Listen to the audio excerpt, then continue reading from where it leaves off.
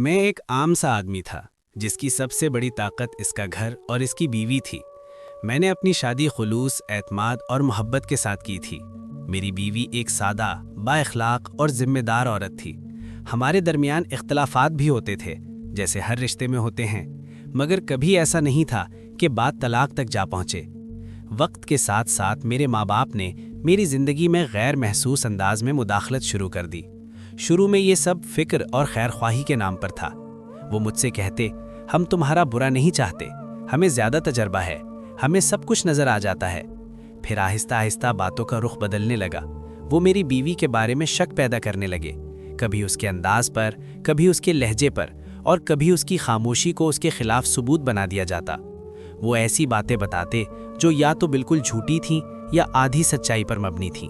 سب سے زیادہ تکلیف دہ وہ نازیبا اور گندی باتیں تھیں جو ایک باعزت عورت کے بارے میں میرے کانوں میں ڈالی گئیں۔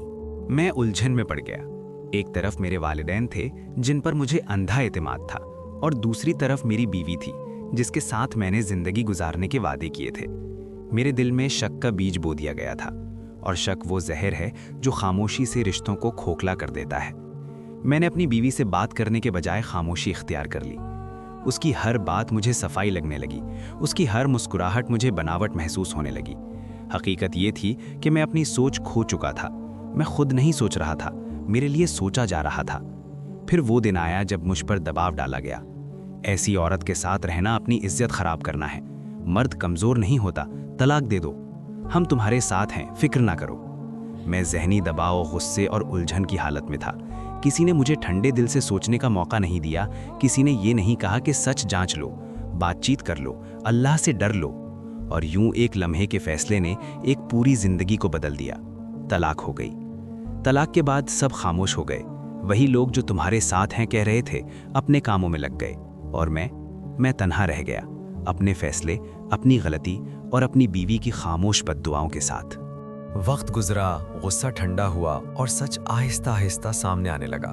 مجھے احساس ہوا کہ جن باتوں پر میں نے یقین کیا تھا ان کی کوئی مضبوط بنیاد نہیں تھی۔ میں نے ایک بے گناہ عورت کی عزت پر یقین کیا، ایک گھر توڑا اور ایک ایسا زخم دیا جو شاید کبھی نہ بھر سکے۔ آج میں یہ کہانی اس لیے بیان کر رہا ہوں کہ یہ صرف میری کہانی نہیں، یہ ہر اس شخص کے لیے سبق ہے جو دوسروں کی باتوں میں آ کر اپنی زندگی کے فیصلے کر لیتا ہے۔ ماں باپ کا احترام اپنی جگہ، مگر انصاف، سچ اور عورت کی عزت اس سے بھی زیادہ بڑی ذمہ داری ہے۔ شک، کردار کشی اور زبردستی سے لیا گیا فیصلہ کبھی سکون نہیں دیتا، صرف پچھتاوا چھوڑ جاتا ہے۔ دوستوں، اگر آپ کو یہ ویڈیو اچھی لگے تو لائک ضرور کریں، شیئر کریں اور ہمارے چینل کو سبسکرائب کرنا مت بھولیے گا۔ آپ کی تھوڑی سی حوصلہ افزائی ہمارے لیے بہت معنی رکھتی ہے۔ شکریہ۔